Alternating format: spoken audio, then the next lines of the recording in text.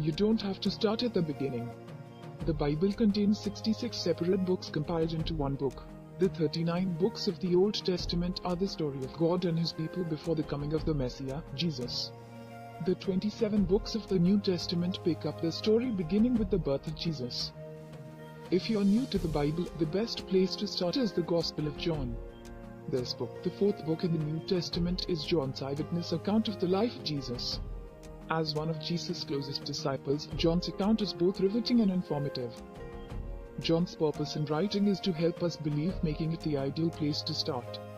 These things were written to help you believe that Jesus is the Messiah, the Son of God, and that by believing you may have life in His name. John chapter 20 verse 31. Pick a book of the Bible and work your way through it.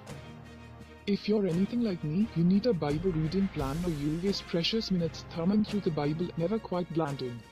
So pick one book of the Bible and read a little each day, one chapter, perhaps. If you read one chapter of John a day, which will take no more than 5 to 10 minutes, you'll read John in its entirety in 21 days. After reading John, move on to the other Gospels, Matthew, Mark or Luke. Next read Philippians, Ephesians and Colossians, which provide practical encouragement and instruction for living the Christian life. Romans is jam-packed with essential doctrine. Genesis explains how everything began. Psalms is filled with heartfelt prayers that offer encouragement for every season of life. Work your way through one book at a time and you'll never find yourself fumbling for where to read again. Read a little every day. Getting God's Word into your life doesn't have to take long. Start small, 5 or 10 minutes is better than none. Sometimes less is more, especially when reading less means you actually remember more. Choose a time and place that's convenient for you. Many people read their Bible first thing in the morning, choosing to spend time with God before daily distractions get in the way. But if mornings aren't your thing, don't sweat it. That you read God's Word is more important than when you read God's Word. Pray before you begin. Pause before you open your Bible and ask God to speak to you. Remember, the Bible is God's Word. It is God's love letter written to His people, which includes you. Ask God to help you understand His Word. Ask God use His Word to teach you, to direct you and even to redirect you when necessary. Ask Him to use His Word to help you know Him and love Him. Jeremiah chapter 29 verse 13 says, "You will seek me and find me if you seek me with all your heart." God loves to reveal Himself to those who seek Him.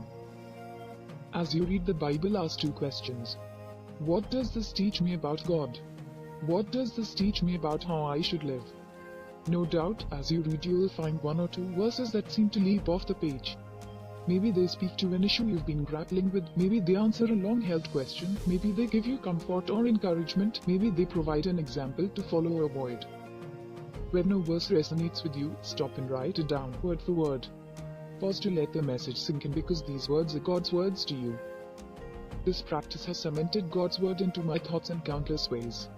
Sometimes I keep the verse with me throughout the day. Sometimes I ask God to help me remember it when I need it. Sometimes I memorize it. Be intentional about getting God's Word into your thoughts and you'll soon see your relationship with God thrive and your life change.